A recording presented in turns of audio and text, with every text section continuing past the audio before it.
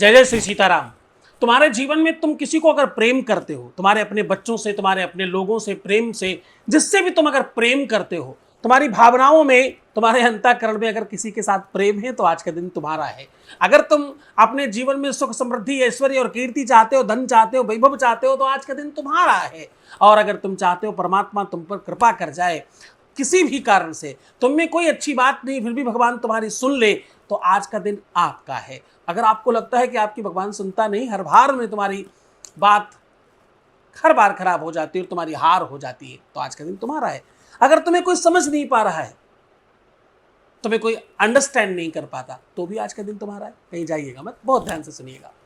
चूंकि सीता नाथ समारंभाम और रामानंदार्य मध्यमाम अस्मदाचार्य पर्यंताम वंदे गुरु परंपराम।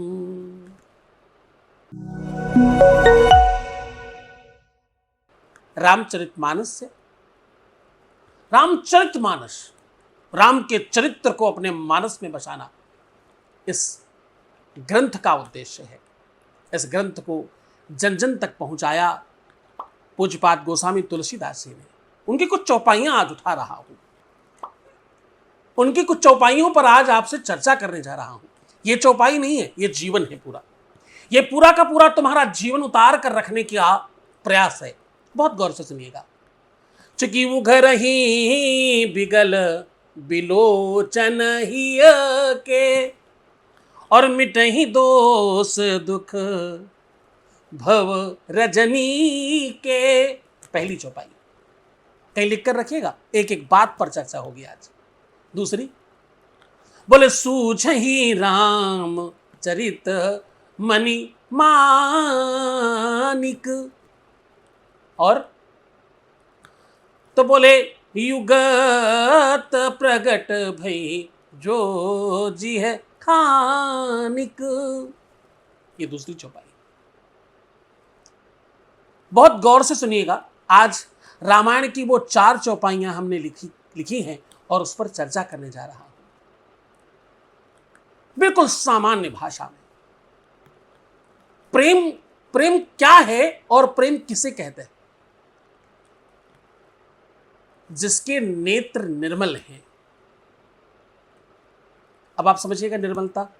नेत्र की निर्मलता क्या है? जो अच्छा दिख रहा है वो अच्छा नहीं है, जो जैसा भी है वो मुझे अच्छा दिख रहा है, ये नेत्र की निर्मलता है। तो जिसके नेत्र निर्मल हैं, अर्थात जिसका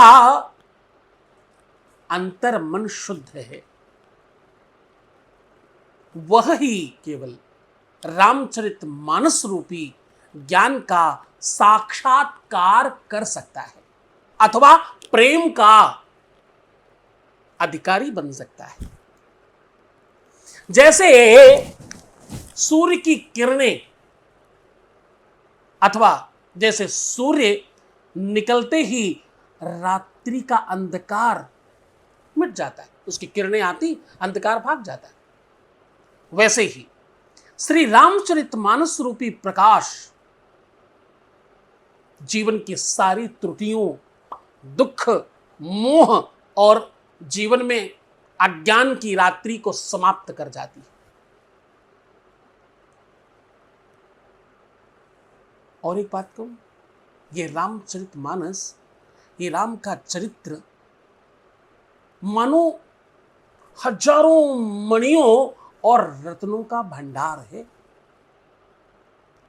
पर यह उसी को मिलता है, ये उसी को प्राप्त होता है जो उसकी खोज करने में खो जाता है अथवा खोज और परख रखता है। मणि गुप्त होती है, ध्यान रखना, पर ज्ञानी व्यक्ति उसे पहचान ही लिया करते हैं। भगवान कितने ही रूप बना ले, जो ज्ञानी है, जो संसार में भक्ति रंग से रंगे हैं, वो पहचान ही लेते हैं। एक भजनानंदी ने कहा, बोले बसी कण कण में बोले बसी कण कण में झांकी भगवान की, उसे सूझ वाली, क्या उसे सूझ वाली आँख ने पहचान की, उसे सूझ वाली आँख ने पहचान की। हमारे उत्तर प्रदेश में एक नगर है कानपुर। यहां एक बूढ़ी माता नित्य गंगा स्नान करने जाती और उनके यहां व्यापार क्या होता था, उनके यहां के लोग जो परिवार के पुरुष वर्ग थे वो एक कपड़े में थोड़े से कपड़ों को बांधकर सड़क पर लगा करके बेचा करते थे। कानपुर की सत्य घटना बता रहा हूं आपको। वो नित्य गंगा स्नान करने जाती, बड़ा पूजा पाठ करती। गरीबी एक तरफ, धर्म एक तरफ।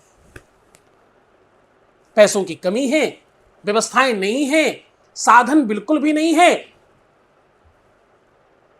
बड़े चौराहे के पास से, कमला टावर के पास से नित्य गंगा स्नान करने पैदल जाया करती। कभी हार नहीं मानी, वृद्धावस्था तक जाती रही।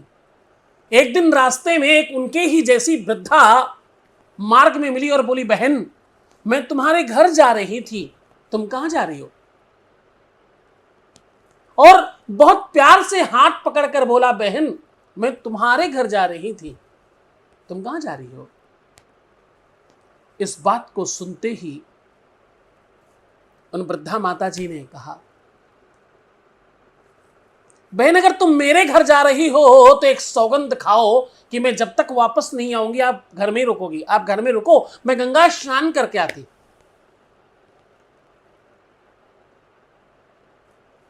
वो दूसरी वृद्धा ने कहा, हां जब तक तुम वापस नहीं आती मैं आपके घर से नहीं जाऊंगी।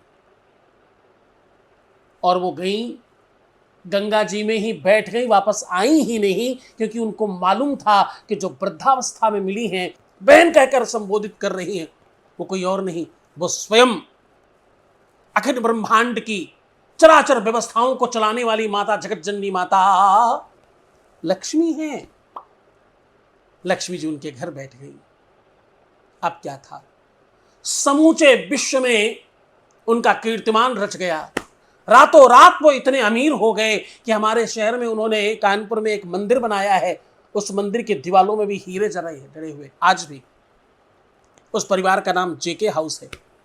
आज जेके के जितने भी आप प्रोडक्ट देख रहे हो, माता लक्ष्मी की कृपा और करुणा है। और उसके पीछे वो सूझबूझ वाली आंख है, वो भक्ति वाली आंख है, जिसने उस वृद्धा के स्वरूप में लक्ष्मी को पहचान लिया और उनकी भक्ति से वो प्राप्त हो गया उनको। तो ध्यान रखना, कुछ भी प्राप्त करने के लिए आपको प्रेम वाली दृष्टि चाहिए, वो प्रेम वाली नजर चाहिए,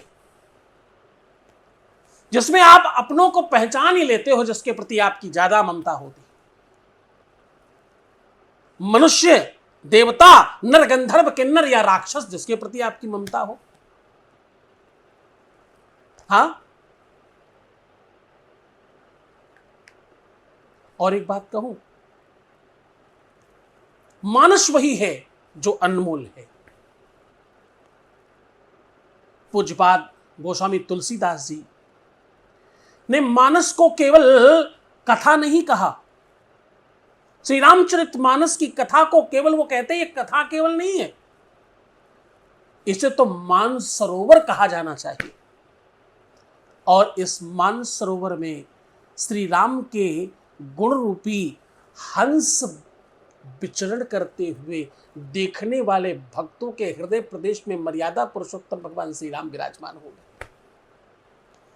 चिट्ठी बोले, उघे रही बिमल बिलोचन ही के, हाँ अंतःकरण, वो प्रवेश करने वाली व्यवस्था, वो शुद्धता का द्वार, वो मानस के पटल और वो हृदय का स्पंदन। मानस पढ़ना सरल है, लेकिन उसमें उतरना और उसे पूरी तरह से समझना कठिन है। और जीवन में उस मानस को उतार पाना और भी ज्यादा कठिन है, क्योंकि इसमें लिखा है ना, उघर ही यह रत्न संपदा खुलेगी, खुलती तो है, खुलने की संभावना तो है, लेकिन विमल विलोचन यानी जिसके नेत्र निर्मल है, जिसकी दृष्टि निर्मल है, जिसकी नजर में परमात्मा की झांकी देखने का सामर्थ्य है, ये उसके लिए। यह नेत्र केवल भौतिक नेत्र नहीं है, चर्मचक्षु नहीं है, यह विवेक, दृष्टि और श्रद्धा की तुष्टि है और अंतःकरण की दृष्टि है। मिटही दोष दुख भय रजनी के। मानस मतलब क्या है? मानस क्यों आध्यात्मिक औषधि है? जिस प्रकार अहंकार को हटाने के लिए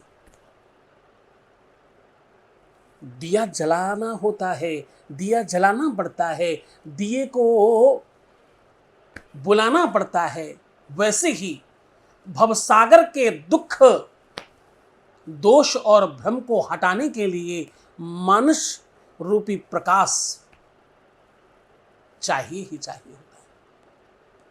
इस युग में अशांति, कलह, पारिवारिक टूटन का एकमात्र समाधान, या यूं कह लो कि दुनिया के सारे संकटों का एकमात्र समाधान श्री रामचरितमानस की शिक्षाओं में अपनों को प्रवेश करो, श्री रामचरितमानस पढ़वाना शुरू करो, श्री रामचरितमानस पढ़ना शुरू करो, कुछ ना हो तो कम से कम रामायण के एपिसोड देखना शुरू करो।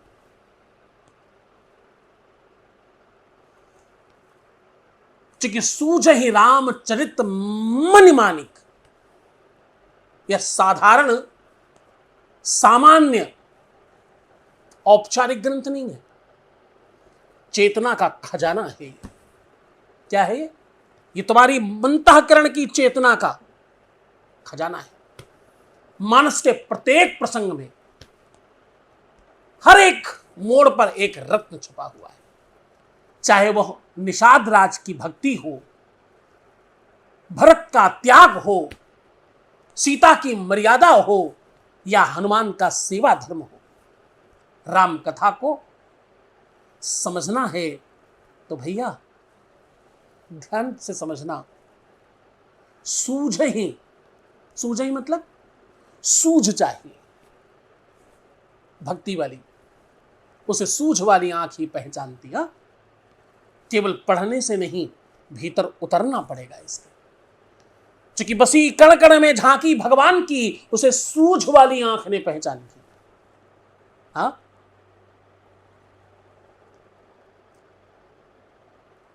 गुयत प्रगट जेहि जो जेहि खानिक। मतलब क्या है? आध्यात्मिक भेद क्या है? मानस का गूढ़ अर्थ उसी पर प्रकट होता है जिसने श्रद्धा, भक्ति और साधना के खनन को प्रारंभ किया अंतःकरण में। यह गोपनीय भी है और सार्वजनिक भी। ये दोनों ही परस्परता में चलता है। जैसा साधक वैसा साक्षात्कार, जैसी नजरें वैसा नजरिया, जैसी निगाहें वैसा नजारा। हाँ, जो जैसा देखना चाहता है। क्योंकि मर्यादा पुरुषोत्तम कहते हैं, यहां रामायण कहती है, जाकी रही भावना जैस, क्या जैसी भावना है? बोले जाकी रही भावना जैसी, प्रभु मूरत देखी तिन तैसी। इसकी जैसी भावना, जैसी नजरिया, जैसा नजरें, जैसा प्रकाश और जैसी उसकी मानसिकता के अंदर की प्रवृत्तियां। प्रासंगिक चौपाई श्लोक ये कहते हैं इस दिशा में। ये सारा का सारा जो क्रम है वो तुम्हारे विचारों के आधार का पटल है। तुलसी मानस संत हित, हित हरिजस वो लोग, राम भजन बिन पावही नहीं भव सागर के लोग, ऐसा रामचरितमानस कहते हैं। सब तरह की बातों को अगर मैं एक कतार पर रखूं, इसके निष्कर्ष पर वार्ता करूं, तो तुम्हें प्रेम पाना हो या संपत्ति, तुम्हें दुखों से निजात पाना हो या समाधान, या तुम्हें रास्ता चाहिए, मार्ग चाहिए या परामर्श, पहले नजरिया बदलना होगा, विश्वास और भरोसा जगाना होगा, किसी को कुछ समझना और मानना होगा, तब होगा, वरना कुछ नहीं होगा। आज जब परिवारों में मोह भंग, रिश्तों में टूटन और जीवन में दिशाहीनता है, ऐसे समय में तुलसी का यह संदेश प्रकाश स्तंभ है। जो रामचरितमानस का, या जो रामचरितमानस को, कोई रामचरितमानस का श्लोक या रामचरितमानस को जो धारण करता है, वह संसार में रहते हुए भी संसारियों के जीवन से ऊपर उठ जाता है और वो अपने जीवन के तमाम प्रकार के ऐश्वर्य, संपन्नता और जीवन के सुखों का उपभोग करता है। विषय सिर्फ इतना है, तुम्हें जो चाहिए उसके अनुरूप आचरण करो। प्रेम चाहिए, व्यवस्था चाहिए, जो चाहिए, आचरण परिवर्तित कीजिए, चिंतन परिवर्तित करिए। एक डॉक्टर ने मरीज से कहा कि तुम सोचो तुम ठीक हो रहे हो, तुम ठीक हो रहे हो, तुम ठीक हो रहे हो, और तुम अब हो गए ठीक, तुम अब हो गए ठीक, और अब तुम ठीक हो चुके हो। मरीज ने सोचा क्या बेवकूफ़ बना रहा डॉक्टर मुझे, उठ के चल पड़ा। बोले ऐसे कोई ठीक होता है? ना इंजेक्शन लगाया, ना दवाई दिया, ना कोई उपचार किया, ऐसे कौन ठीक होता है भाई? डॉक्टर ने बोला कोई बात नहीं, तुम जा रहे हो तो थोड़ा राम राम सीताराम, थोड़ी दक्षिणा, थोड़ा फीस वीस दे दो। तो उसने जवाब दिया, बोले डॉक्टर साहब आंख बंद करो, सोचो, फीस मिल रही है, फीस मिल रही है, फीस मिलने लगी और अब फीस मिल गई। तो जैसी भावना होगी वैसा सामने उसका प्रत्युत्तर आएगा। विश्वास और भरोसा, यकीन, और किसी व्यक्ति पर वो आत्मनिर्भरता कि मुझे यहीं से सबको प्राप्त होगा। भैया, गुरु अगर पत्थर का भी हो तो एकलव्य बना देता है।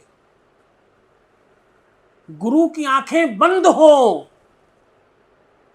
तो तुम्हें ज्ञानी बना देता है, तुम्हें ध्यानी बना देता है। और गुरु अगर ताकतवर हो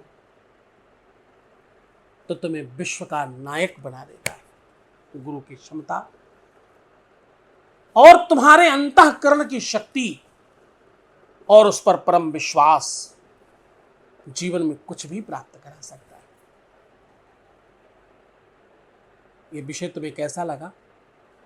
इस विषय पर क्या और जोड़ना चाहिए था, क्या चर्चा करनी चाहिए थी, उस पर आप लिख भेजना। तुम्हारे कंधों पर एक बड़ा बोझ डाल रहा हूँ, कम से कम अपनों को सिखाने बताने के लिए ये प्रसंग उन तक भेजना। अपनों को जरूर सिखाना और बताना, दूसरों को तो पता नहीं, कम से कम अपनों को हम सुधारेंगे। हम सुधरेंगे तो जग सुधरेगा। इस दिशा में कुछ काम करिएगा। अपना बहुत ख्याल रखिएगा। मैं बैठा हूँ तुम्हारे लिए। खूब प्रसन्न रहो, मुस्कुराओ, सुंदर बनो। हर आधे घंटे में प्रणाम करके पानी पियो और अपना ख्याल रखना। मैं हर पल हर क्षण तुम्हारे हर परिस्थिति को ठीक करने के लिए प्रार्थनाएं कर रहा हूँ। भगवान श्री राम, राघवेंद्र सरकार, बाबा हनुमान, बाबा महादेव आप पर खूब कृपा करुणा करें। जय जय श्री सीताराम, जय हनुमान, हर हर महादेव।